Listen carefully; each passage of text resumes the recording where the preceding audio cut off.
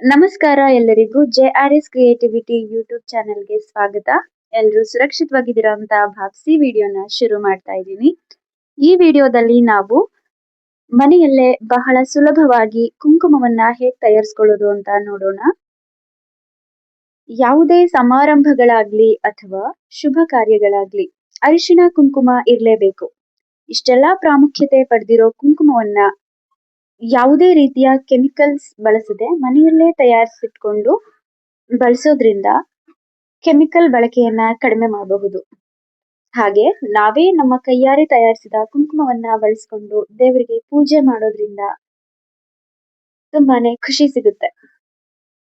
ಕುಂಕುಮವನ್ನ ತಯಾರಿಸೋದಕ್ಕೆ ನಾನಿಲ್ಲಿ ಆರ್ಗ್ಯಾನಿಕ್ ಆಗಿ ಬೆಳೆಸಿದ ಅರಿಶಿಣವನ್ನೇ ಬಳಸ್ತಾ ಇದ್ದೀನಿ.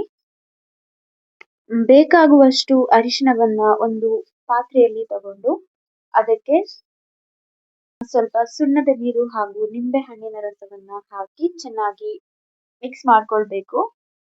ಡಾರ್ಕ್ ಕಲರ್ ಬೇಕಂದ್ರೆ ಸ್ವಲ್ಪ ನಿಂಬೆ ಹಣ್ಣಿನ ರಸನ ಜಾಸ್ತಿ ಹಾಕ್ಬೇಕಾಗುತ್ತೆ. ಹೀಗೆ ಚೆನ್ನಾಗಿ ಮಿಕ್ಸ್ ಮಾಡಿದ ನಂತರ ಸ್ವಲ್ಪ ತುಪ್ಪವನ್ನ ಸೇರಿಸ್ಕೊಳ್ಬೇಕು. ತುಪ್ಪ ಹಾಕೋದ್ರಿಂದ ಕುಂಕುಮ ಅಂಟೋದಕ್ಕೆ ಸಹಾಯ ಆಗುತ್ತೆ.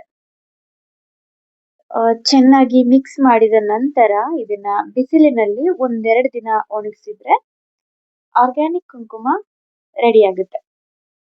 ಅರಿಶಿಣದಿಂದ ತಯಾರಿಸಿದ ಕುಂಕುಮವನ್ನ ನಮ್ಮ ಹಣೆಗೆ ಹಚ್ಚೋದ್ರಿಂದ ಗ್ರಹಣ ಶಕ್ತಿ ವೃದ್ಧಿಯಾಗುತ್ತೆ. ಹೀಗೆ ಕುಂಕುಮವನ್ನ ಅನೇಕ ರೀತಿಯಲ್ಲಿ ಬಳಕೆ ಮಾಡಲಾಗುತ್ತೆ.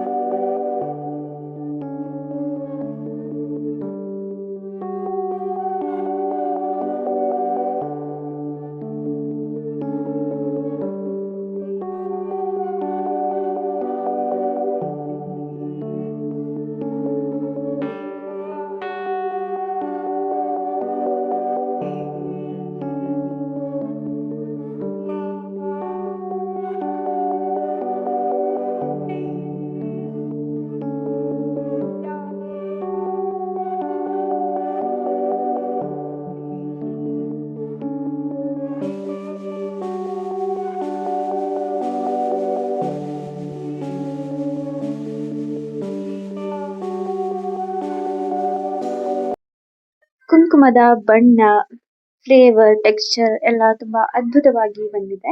ನೀವು ಕೂಡ ಮನೆಯಲ್ಲಿ ಒಂದ್ಸಲ ಟ್ರೈ ಮಾಡಿ. ವಿಡಿಯೋ ನೋಡಿದ್ದಕ್ಕಾಗಿ ಧನ್ಯವಾದಗಳು.